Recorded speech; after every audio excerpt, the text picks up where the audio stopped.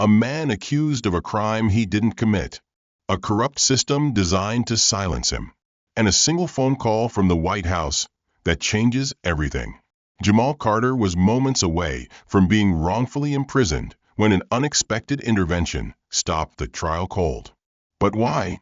And more importantly, who wanted him gone in the first place? As Jamal fights to uncover the truth, he's thrust into a deadly conspiracy that reaches the highest levels of power.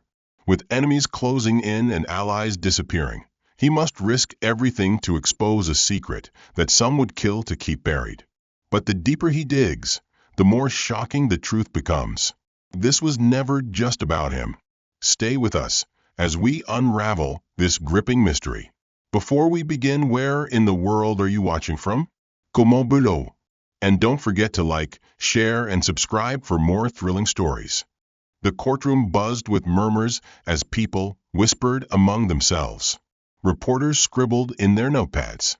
The air was thick with tension as the judge, an older man with silver-rimmed glasses, tapped his gavel. "Order in the court," he commanded. Jamal Carter, a 32-year-old software engineer, sat beside his lawyer, Mia Thompson. He had been accused of robbing a jewelry store, but there was one problem: he was miles away when the crime happened. The security footage had been conveniently erased, and the only witness against him was a police officer with a questionable record. "Your Honor," Mia said, standing, "my client is innocent. We have proof that he was not at the crime scene." The judge barely glanced at her. "We will proceed with the evidence presented by the prosecution." Jamal clenched his fists. This was not justice. The prosecutor smirked as he stood. "Your Honor, we have multiple reports that place the defendant near the scene. We request an immediate remand." Two officers stepped forward, ready to take Jamal away. "Wait," Mia protested. "This is highly irregular." The judge banged his gavel. "Enough. Take him into custody." Gasps erupted from the audience. The officers grabbed Jamal by the arms, forcing him to stand. "Stop," Mia shouted. "I have new evidence." The officers ignored her. Jamal struggled against their grip. Then, the courtroom doors burst open. A court clerk, out of breath, rushed in. She held a phone in her shaking hands. "Your Honor," she stammered. "A call from the White House." Silence fell over the courtroom. Even the judge looked stunned.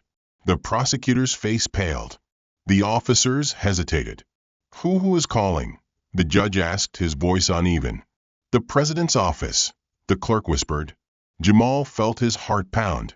What was happening? Why would the president be involved in his case? The judge hesitated, then extended his hand. The clerk handed him the phone. "Yes, this is Judge Wallace," he said, his tone respectful. He listened for a few seconds, his face darkening. "Understood, sir." Then he set the phone down. He looked at the officers. "Release him." The entire courtroom erupted into chaos. Reporters jumped from their seats. The audience gasped. The officers, confused, let go of Jamal's arms. Mia stepped forward. "Your Honor, what just happened?" The judge's jaw clenched. "This trial is adjourned. We will reconvene tomorrow." He slammed his gavel and stormed out. Jamal exhaled, his body shaking. He looked at Mia. "What just happened?" She shook her head.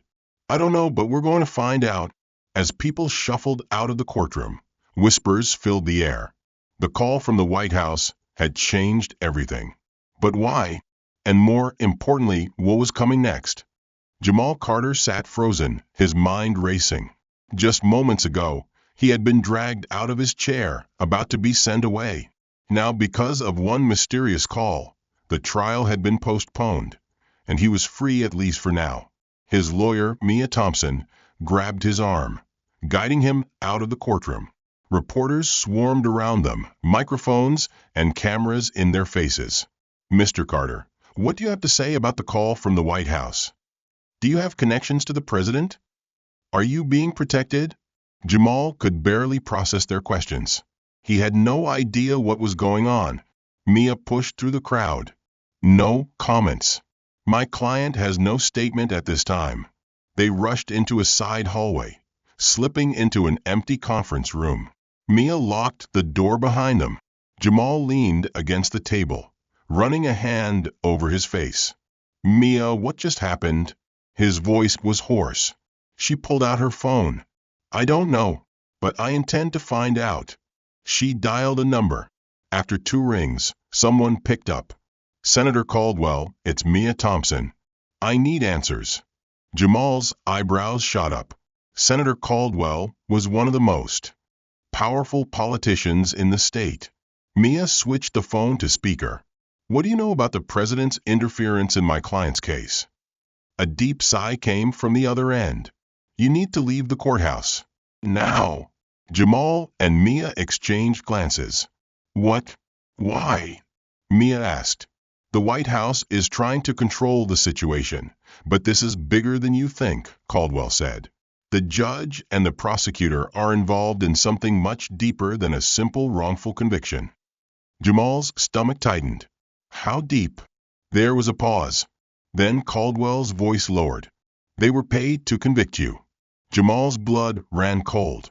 He felt a sharp, bitter laugh escape his throat. You're telling me this whole case was set up? Yes, Caldwell confirmed. And they almost got away with it. Someone inside the White House flagged your case at the last second. Who?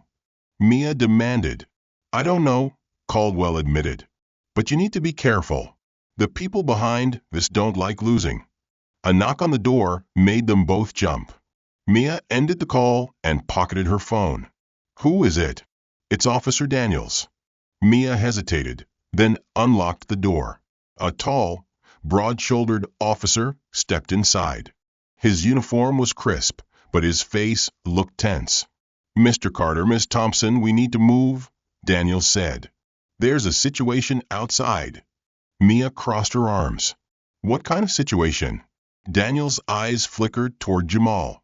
A car without plates was spotted idling near the courthouse. 2 men inside. They haven't made a move, but my gut tells me they're not just lost. Jamal felt his pulse quicken. You think they're here for me? Daniels exhaled sharply. Someone doesn't want you walking out of here. Mia grabbed her bag. All right, we need to leave. Daniels led them through a back exit. A black SUV was parked there, engine running. This will take you somewhere safe, Daniels said. No stops. No detours. Just go. Jamal hesitated. And what about you? Daniels' jaw tightened. I'll handle things here. Jamal nodded and stepped into the SUV with Mia. The driver, a serious-looking man in a suit, pulled away from the courthouse. As they drove, Jamal looked at Mia. What now? She clenched her fists. We find out who's pulling the strings. Jamal swallowed. He had a feeling that whoever was behind this wouldn't let him walk away so easily. But who inside the White House was trying to protect him? And more importantly, who wanted him silenced? Do you want to know who's pulling the strings? The black SUV sped through the city, weaving between traffic. Jamal sat in the back seat, gripping the leather armrest as he glanced at Mia beside him. She was on her phone, her expression unreadable. The driver, a stone-faced man in a suit, said nothing. Jamal exhaled sharply. Where are we going? Mia finally looked up. A safe house. Senator Caldwell arranged it. Jamal shook his head. A senator, a White House phone call. Men watching the courthouse. This isn't just a bad trial. This is something bigger. Mia's lips pressed into a thin line. And we need to find out why. Suddenly, the driver spoke. We have a tail. Jamal's stomach dropped. He turned, peering through the back window.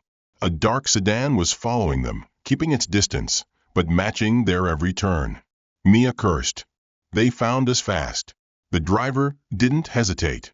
He took a sharp right onto a side street, then another left into an underground parking garage. The sedan didn't follow. Instead, it slowed outside the entrance, waiting. They're watching, Jamal muttered. Mia grabbed his wrist. We don't have time to sit here. Let's go. They exited the SUV and followed the driver through a side door. A stairwell led them up to a dimly lit hallway. The driver stopped in front of a door, swiped a key card, and motioned them inside. "This is where you stay," he said. "Do not leave until you hear from me or Senator Caldwell." Mia nodded. The door shut behind them. The safe house was a small apartment, clean but empty. One couch, a table, and a single window covered by thick blinds. Jamal ran a hand down his face. "We can't just sit here." Mia sat at the table, opening her laptop. "We won't. I have contacts pulling up records on the prosecutor and the judge." Jamal paced. "You said earlier that they were paid to convict me. Do you think they planted fake evidence?" Mia nodded. "Absolutely. The question is who paid them?" Before Jamal could respond, Mia's phone buzzed. She picked up immediately. "Talk to me," she said. A voice on the other end spoke quickly. Mia's face changed. "Are you sure?" She paused, listening. Then her eyes widened. "Where is he now?" Jamal leaned in. "What is it?" Mia ended the call and stood. "We have a problem. The key witness against you? The cop who claimed he saw you near the jewelry store." Jamal frowned. "Yeah." Mia took a breath. "He's missing." Jamal's blood turned cold. "Missing?" Mia nodded. "And get this, before he disappeared, he tried to recant his statement." Jamal sank into the couch. "So he was lying from the start?" "Exactly," Mia confirmed. "But someone didn't want him to tell the truth. We need to find him before they do." Jamal clenched his fists. "If we can find him, we can clear my name." Mia's phone buzzed again. She checked it, then looked up. "I think I know where he is." Jamal stood. "Then let's go." Mia hesitated. "You understand that whoever is after him is probably after us too, right?" Jamal exhaled. "I know." Mia grabbed her bag. "Then let's move fast." As they stepped toward the door, a shadow moved outside the window. Jamal froze. "Did you see that?" Mia tensed. "We're not alone." They had to go now. Who is behind the witness's disappearance? And can Jamal find him before it's too late? Jamal and Mia stood frozen, staring at the shadow shifting outside the window. "Move," Mia whispered. They backed toward the door, but before Mia could reach for the knob, a loud knock echoed through the apartment. Jamal's heart pounded. "They found us." Mia motioned for silence. She crept to the peephole and peered outside. Then, to Jamal's surprise, she relaxed. "It's Officer Daniels," she murmured, unlocking the door. Daniels stepped inside quickly, shutting the door behind him. He was sweating, his uniform slightly disheveled. "You two need to leave. Now," he said, his voice low and urgent. Mia folded her arms. "We were just about to." Daniels shook his head. "No, you don't get it. They're coming for you. The people who made your case disappear? They know you're looking for the missing cop." Jamal tensed. "So it's true he tried to recant his statement?" Daniels nodded. "His name's Detective Raymond Holt. He went to Internal Affairs yesterday. Said he wanted to correct his report about you. He left the building and vanished. No phone calls, no security footage of him leaving. It's like he was erased." Mia muttered a curse. "Do we have any leads?" Daniels hesitated. "A partial one." Before he disappeared, Holt texted a reporter named Lisa Monroe. He told her, "I have proof that Carter is innocent. She's been trying to reach me ever since." Jamal's pulse quickened. "Where is she?" Daniels pulled out his phone. "She's laying low. Told me to meet her at an old diner outside the city. If Holt really had proof, she might know what it was." Mia grabbed her bag. "Then let's go before someone else gets to her first." Daniels led them out the back exit. His unmarked police car was parked in the alley. They got in, and within minutes, they were speeding away from the city lights. The diner was an old, run-down building off a deserted highway. Neon lights flickered weakly above the entrance. Inside, a single waitress, wiped down the counter while an old radio hummed a slow jazz tune. In the back booth, a woman in a leather jacket and jeans sat with a coffee cup, nervously tapping her fingers. Lisa Monroe. As they approached, she looked up, her eyes darting between them. "Are you the ones Daniels told me about?" she asked. Mia slid into the booth across from her. "That depends. Do you have the proof Detective Holt found?" Lisa exhaled. "Not exactly. But I know what he was looking into." She pulled out her phone and placed it on the table. "He sent me a name before he disappeared." She turned the screen toward them. The name read, Judge Wallace. Offshore accounts. Jamal's breath caught in his throat. Mia's eyes widened. "The judge in Jamal's case?" Lisa nodded. "Holt discovered that Wallace has offshore bank accounts. A lot of money has been deposited in the last 6 months. All from the same shell corporation." Daniels cursed under his breath. Someone paid him off to put Jamal away. Jamal clenched his fists. And when Holt found out, they made him disappear. Lisa leaned in. "There's more. The shell company? It's linked to a high-ranking government official." Mia's expression darkened. "Who?" Lisa hesitated. Then, before she could answer, boom. The diner's front window shattered as a black SUV rammed through the parking lot, stopping just inches from the door. "Down!" Daniels shouted, pulling his gun. Jamal hit the ground as men in tactical gear burst in, weapons raised. Lisa grabbed her phone. "They found me." Mia flipped the table for cover. "We need to move." Jamal's heart pounded. If they didn't get out now, they'd never learn who was behind all this. Who sent the hit squad? And how far does this conspiracy go? Glass rained down as the black SUV's headlights cut through the smoke. The masked gunmen moved quickly, their weapons raised, scanning the diner for targets. "Move!" Daniels barked. Jamal barely had time to react before bullets tore through the booths, shredding cushions and shattering coffee cups. He ducked behind the counter, his heart hammering. Mia was already moving. She grabbed Lisa by the arm and dragged her toward the back exit. "We have to go now." Lisa's hands shook as she clutched her phone. "They're here to kill me." Daniels fired 2 warning shots toward the gunmen, forcing them to duck. No time for fear. "Run!" Jamal bolted toward the kitchen, Mia and Lisa right behind him. Daniels covered their retreat, unloading his clip as the gunmen returned fire. As they crashed through the kitchen door, a bullet whizzed past Mia's ear, embedding itself in the metal fridge. Lisa screamed. "Keep moving," Mia ordered. The back door burst open, revealing a narrow alley. At the end of it, another SUV. Jamal skidded to a stop. "They've got us boxed in." Daniels turned, his jaw clenched. "Not yet." He grabbed a fire extinguisher, aimed at the kitchen entrance, and sprayed wildly. Just as the gunmen burst through, white foam filled the space, blinding them. "G.O.!" he shouted. They sprinted down the alley, heading for the only escape route left, a chain-link fence.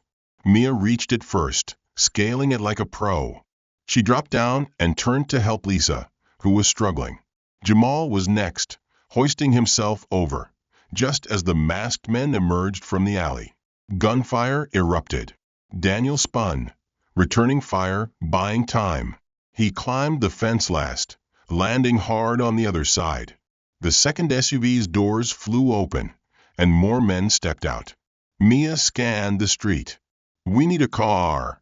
Jamal's eyes locked onto an old pickup truck idling outside a convenience store. The driver, an older man, was loading groceries into the back. "Hey!" Jamal sprinted over. "I need your truck." The man blinked. "Excuse me?" Jamal turned, spotting the gunman racing toward them. He didn't have time to argue. "I'll bring it back." He jumped into the driver's seat. Mia yanked Lisa inside while Daniels dove into the passenger seat. The old man shouted in protest, but Jamal slammed on the gas, peeling out of the lot just as bullets ripped through the back windshield. Daniels fired out the window, forcing the pursuers to dive for cover. Lisa was shaking. Who the hell are these people? Mia turned to her. That's what we need to find out. Jamal gritted his teeth, speeding toward the highway. Lisa, you were about to tell us who was behind all this. Lisa took a shaky breath, checking her phone. The shell company, it's linked to someone high up.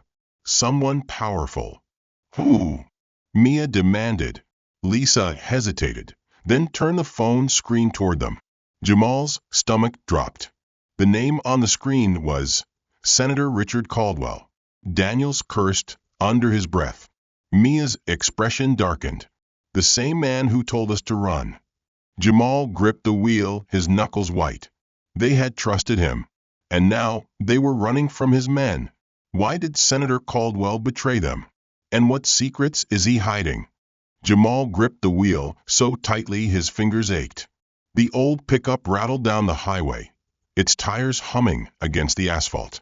The shattered rear windshield let in the cold night air, but no one complained. The silence in the truck was deafening. Mia finally broke it. Caldwell set us up. Lisa, still shaking, stared at her phone screen. I don't understand. He warned you. He told you to run. Daniel scoffed. Yeah, right into a trap. He exhaled sharply. He played us. Made us think he was on our side while he lined up his men to take us out. Jamal's jaw clenched. We trusted him. Mia crossed her arms. And that was our mistake. Lisa scrolled through her phone, her fingers trembling. Listen to this. The shell company funding Judge Wallace's offshore accounts? It's a subsidiary of a defense contractor, and that contractor has direct ties to Caldwell's campaign fund. Jamal glanced at her through the rearview mirror. So Caldwell isn't just covering up my case. He's profiting from it. Lisa nodded. My guess? Someone paid Caldwell to make sure you got convicted. Wallace took the money. The prosecutor played along. And Holt she swallowed. Holt. Found out. That's why he disappeared. Daniels muttered a curse. If this goes all the way to Caldwell, we're dealing with something bigger than just a rigged trial. Mia's mind was already working. We need to expose him. We have evidence linking him to Wallace, but it's not enough. We need something undeniable. Something he can't explain away. Jamal's hands tightened on the wheel. How do we get that? Lisa hesitated, then looked up with wide eyes. There might be a way. Before Holt disappeared, he told me he had a backup. A recording. Mia's head snapped toward her. Of what? Lisa swallowed. I don't know, but he said it was enough to bring everyone down. Jamal's pulse spiked. Where is it? Lisa checked her phone again. He told me he hid it somewhere safe, but he never got the chance to say where. Daniel sighed. That's great. So we're looking for a mystery file hidden somewhere by a man who's missing. Lisa shook her head. Not exactly. There's one clue. His last message to me before he vanished, it was just a single word. Mia leaned in. What word? Lisa turned her phone so they could see the screen. Liberty. A chill ran down Jamal's spine. Liberty? What does that mean? Daniels frowned. It could be a location, a building, a password. Mia exhaled. Or a person. Lisa nodded. Exactly. And I think I know where to start. She tapped on her phone, pulling up a map. Before he went missing, Holt spent a lot of time at an old storage facility on the east side. It's called Liberty Storage. Jamal didn't hesitate. He pressed the gas pedal, pushing the truck past the speed limit. We go there now, he said, before Caldwell's people get to it first. Mia turned, looking back at the shattered window. We're being followed.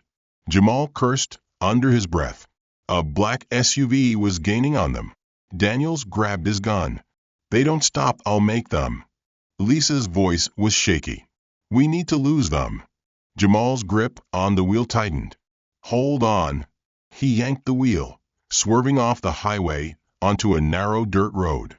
The truck bounced violently as dust and gravel kicked up behind them. The SUV followed. Daniels rolled down his window and fired a warning shot. The SUV swerved but didn't stop. Jamal spotted an old abandoned bridge up ahead. A plan formed in his mind. Mia saw it too. No way. That bridge is falling apart. Jamal accelerated. That's the point. The bridge was barely holding together, a relic from decades ago. The wooden planks looked weak, but the truck was lighter than the SUV.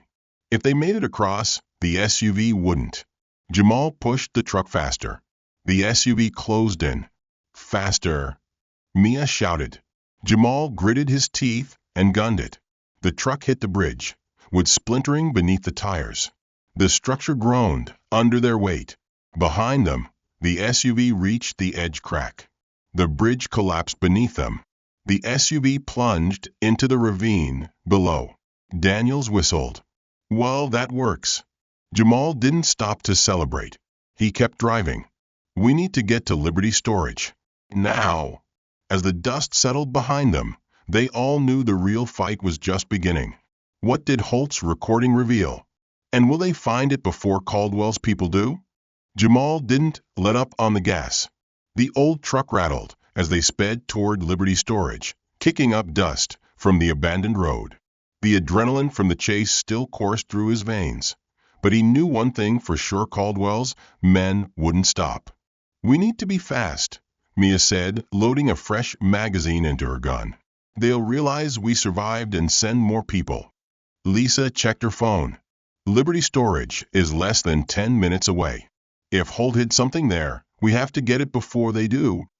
Daniels, still catching his breath, exhaled. You think it's a recording? Lisa nodded. He told me he had the truth on tape. If he meant that literally, it could be an audio or video file. If we find it, we can take Caldwell down. Jamal gripped the wheel tighter. If Holt hid it at Liberty Storage, he must have known he was being watched. Which means? Mia finished his sentence. He had to be careful. The tension thickened as the truck sped down the empty highway. The sun had set, leaving only the faint glow of streetlights in the distance. Then, a sign appeared: Liberty Storage, 2 miles. Ahead, Jamal's stomach tightened. Almost there. They pulled into the storage facility a few minutes later. It was deserted, the flickering lights above casting eerie shadows.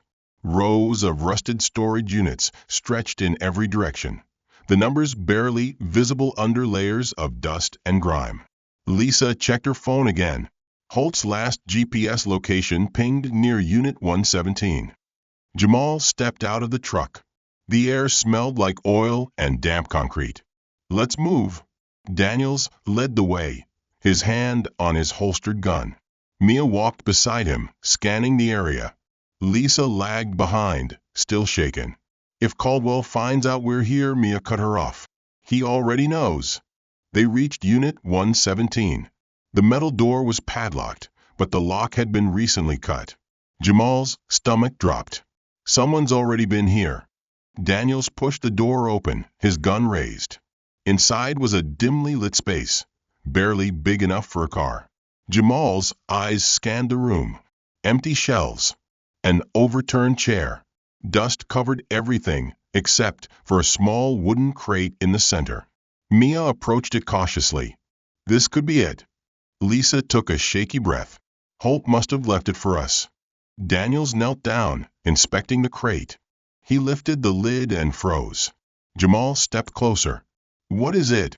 Inside was an old cassette tape and a burner phone. Lisa frowned. Why a cassette? Daniels picked it up. Because it's harder to hack, harder to trace. Old school.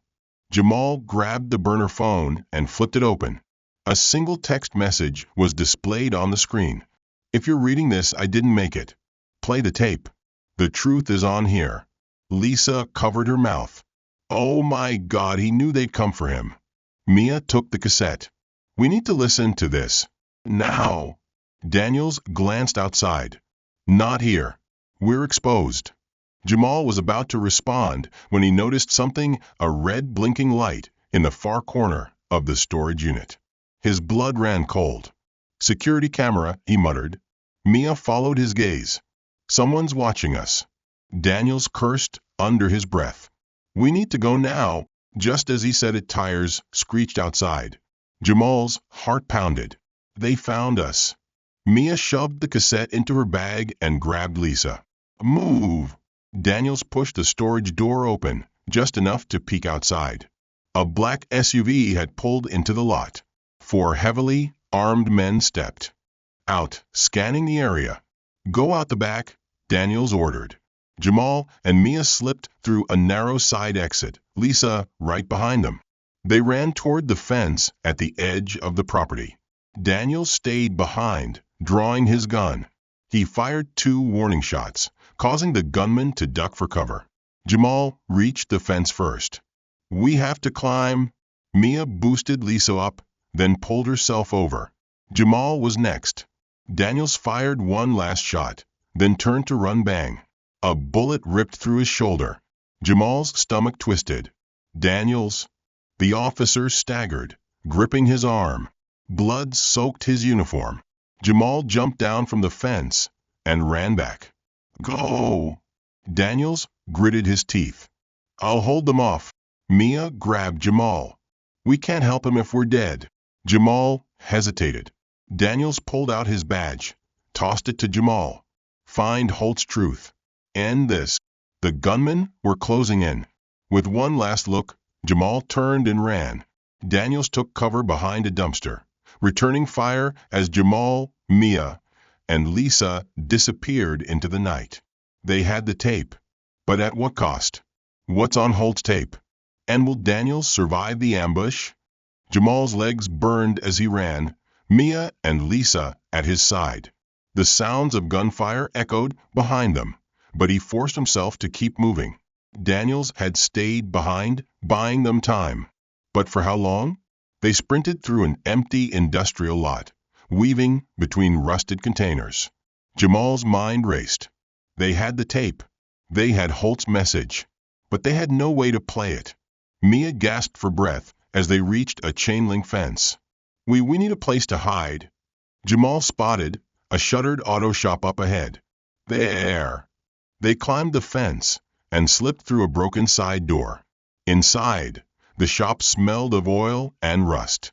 The only light came from a flickering bulb near the workbench. Lisa collapsed against a wall, shaking.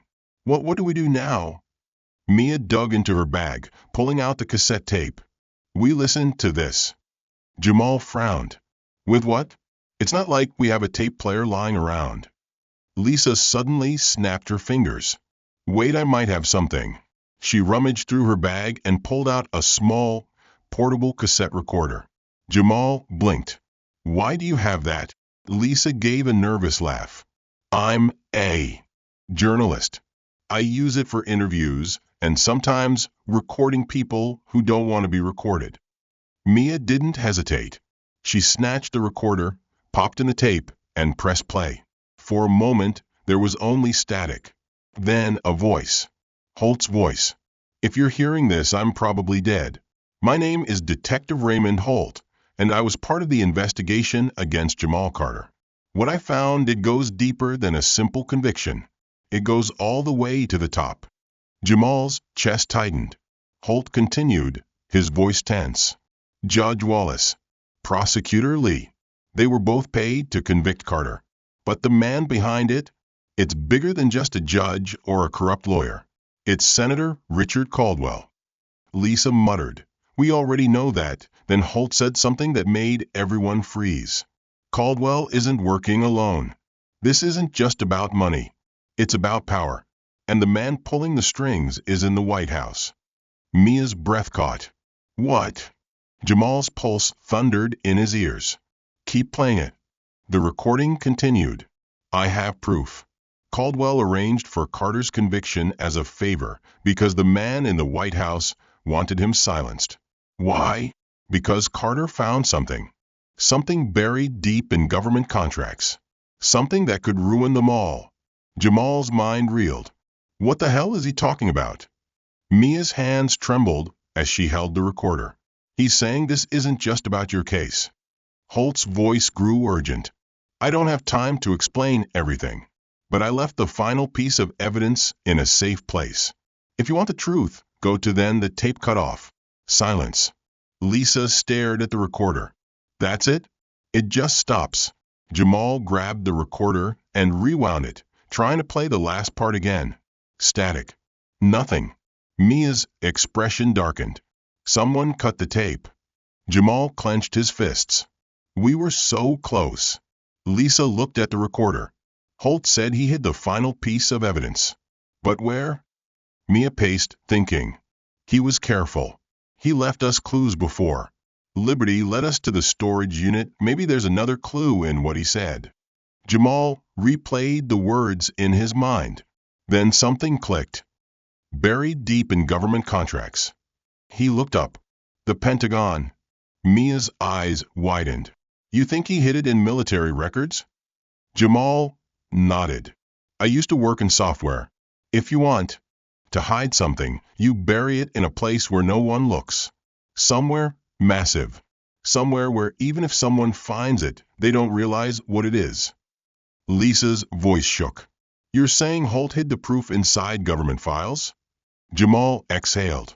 And the only way to access them is from inside. Mia muttered a curse. We need government clearance for that. Lisa frowned. Or someone who already has access. Jamal's mind raced.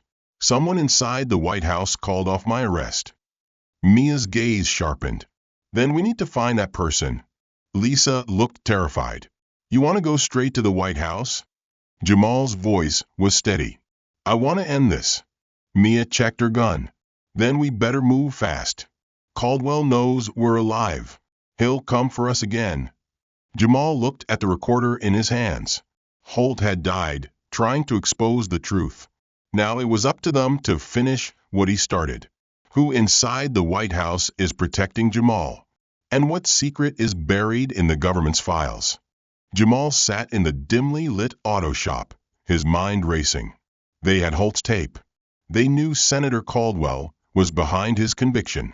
But now they had uncovered something even bigger. Someone in the White House was involved. And someone else inside had tried to protect him. Mia paced near the workbench, her jaw tight.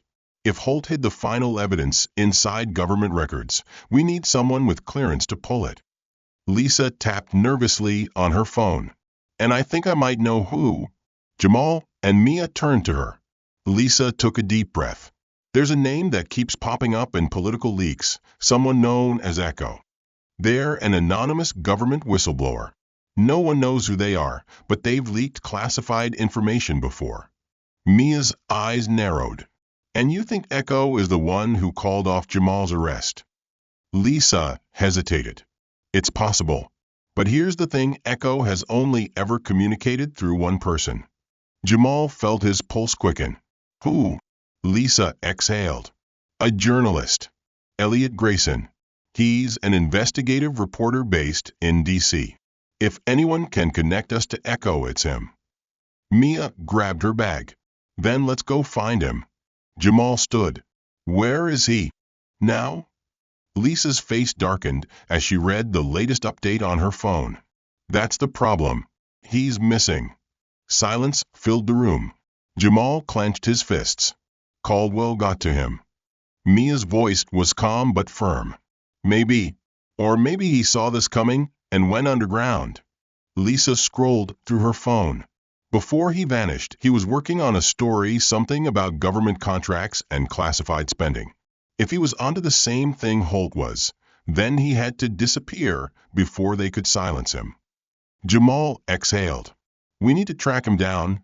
Mia grabbed the keys to the stolen truck. Then let's move.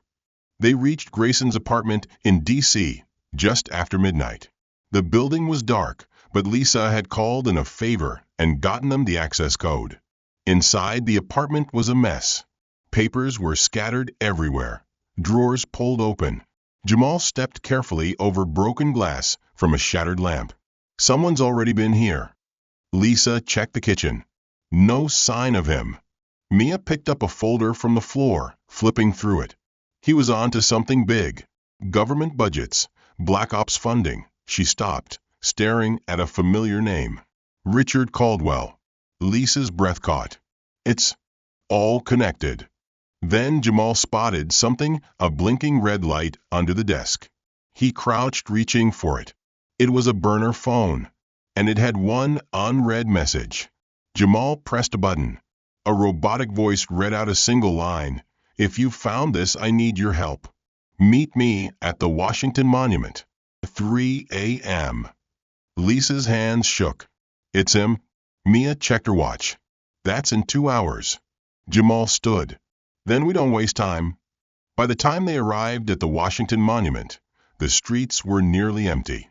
A cold wind whipped through the trees, making Lisa shiver. Mia scanned the area. "We're exposed out here." Jamal's eyes locked onto a figure in a dark hoodie standing near the monument's base. "That's him," Lisa whispered. They approached cautiously. The man lowered his hood. Jamal recognized him instantly. Elliot Grayson. His face was tired, unshaven, but his eyes were sharp. "You shouldn't have come." Jamal stepped closer.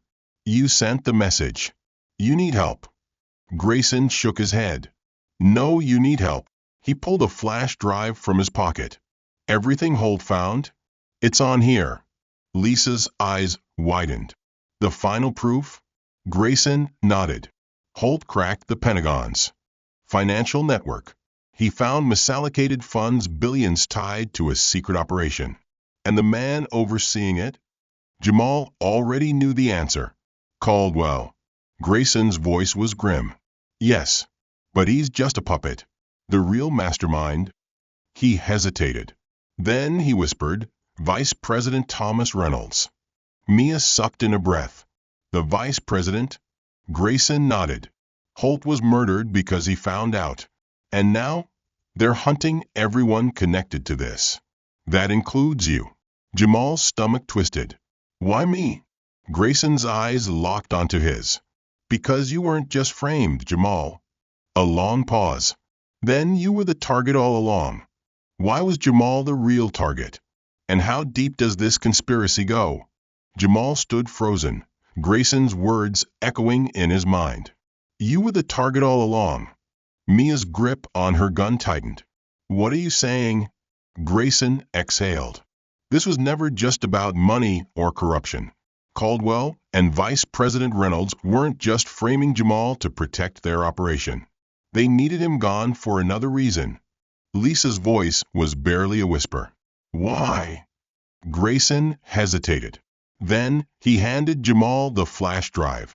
"Because you found something," Grayson said. "Something buried in government files. Something they thought you wouldn't notice." Jamal's mind raced. "That's impossible. I'm a software engineer. I wasn't investigating anything. I was just doing my job." Grayson shook his head. "Not just any job. You worked on classified data storage systems. You had access to defense contracts, the same contracts Holt was investigating." Jamal's stomach twisted. Mia turned to him. "Jamal, did you ever see something you weren't supposed to?" Jamal opened his mouth to deny it, then stopped. Something flashed in his memory. A routine system scanned 6 months ago. An error in the Pentagon's financial database. He had flagged it as a glitch, but when he tried to follow up, his access was suddenly revoked. His pulse pounded. "I saw a discrepancy in government funding. Billions marked under emergency military operations." Lisa's eyes widened. "And you reported it?" Jamal nodded slowly. "Yeah, but I never got a response. I figured it was a mistake, so I moved on." Grayson let out a harsh laugh. "You didn't move on. You triggered alarms." Jamal's blood ran cold. "That was the money Holt found," Grayson continued. "Funds secretly funneled to private contractors, military research, and boom. The ground shook as an explosion erupted nearby. The Washington Monument's floodlights flickered. Mia grabbed Lisa and pulled her behind cover. "They found us." Black SUVs screeched onto the plaza. Armed men poured out, guns raised. Grayson cursed. "We need to move." Jamal shoved the flash drive into his pocket. They sprinted toward the side street, bullets ripping through the pavement behind them. Mia returned fire, taking down a gunman. "We won't make it far on foot." Lisa pointed. There, the metro station. They raced down the steps into the subway just as another explosion rocked the street above. Jamal's lungs burned as they reached the platform. A train rumbled in doors open. "Go!" Mia shouted. They leaped inside just as the doors slammed shut. The train lurched forward, leaving their pursuers behind. Jamal collapsed into a seat, panting. His hands trembled as he pulled out the flash drive. Grayson leaned against the wall. "That drive has everything: financial records, communications, even a recorded call between Caldwell and Reynolds." Lisa's voice was firm. "We need to go public." Mia nodded. "Agreed. But we need someone with a big enough platform." Grayson took out his phone. "I can get it to every major news outlet in the country. But once we do this, there's no going back." Jamal met his gaze. "Do it." Grayson sent the files. Seconds later, his phone buzzed. News alerts were already lighting up. Lisa clutched her chest. "It's happening." Then another vibration. A block number was calling Jamal's phone. Mia tensed. "Answer it." Jamal hesitated, then put it on speaker. "Who is this?" A calm, controlled voice came through. "Mr. Carter, you've caused quite a problem for us." Jamal's spine stiffened. "Vice President Thomas Reynolds." Lisa's face went pale. Reynolds continued unbothered. "You think exposing me will change anything? The media cycle moves fast, Mr. Carter.